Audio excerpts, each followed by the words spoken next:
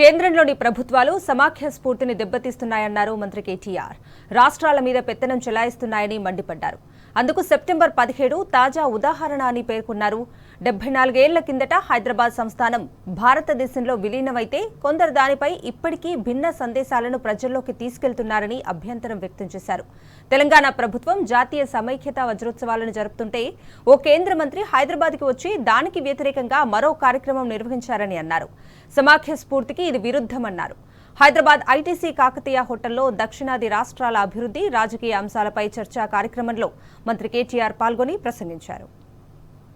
I think the reference that you made with respect to Constituent Assembly debates, I think Dr. B.R. Ambedkar, just to quote him, because I don't want to get it wrong, he had very famously said, these provisions with respect to defining India as a union of the states make the Indian constitution both unitary as well as federal, according to the requirements of time and circumstances. In normal times, it is framed to work as a federal system, but in times of war, some sort of an emergency or an exigency, it is so designed as to make it work as though it was a unitary system.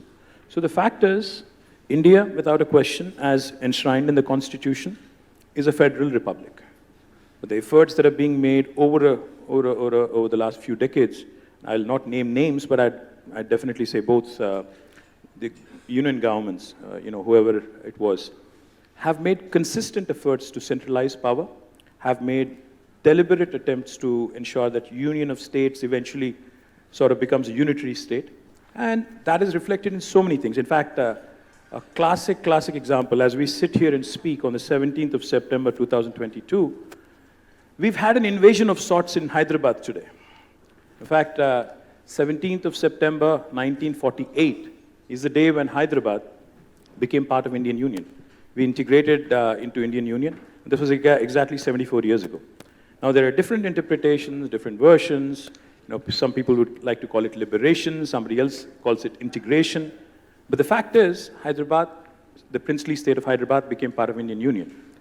Now, if you wanted to celebrate an occasion like this, if you wanted to commemorate an occasion like this, what should the union government do? You should talk to the state government, you should discuss with us, you should seek our opinion, because after all, we are a democracy.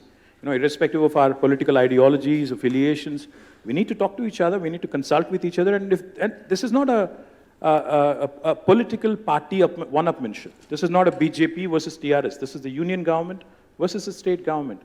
So, when the state government had its difference of opinion, today, in fact, like I said, we had an invasion of sorts. We have the Union Home Minister here, along with 2 other chief ministers and a couple of other cabinet ministers, who are doing a parallel program to what the state government has envisioned and what the state government has planned. Now, this kind of conflicting message that is being given out by way of competing, claims on the same occasion is what is wrong with the federal structure of India today. There was a time right after independence where we had a union home minister who would actually flew down to Hyderabad to unite and integrate Hyderabad into Indian Union. Today we have a home minister after 74 years who flew down, who's trying to divide us and bully us, literally bully us into submission of sorts, wanting to subscribe to their ideology, wanting to just adhere to whatever they say, wanting to literally dictate terms to us, which is not acceptable. After all, we are the world's largest democracy, and this sort of I am superior to you and you are subservient to me kind of an attitude is not something that I think was enshrined or was envisioned by the drafters of our constitution.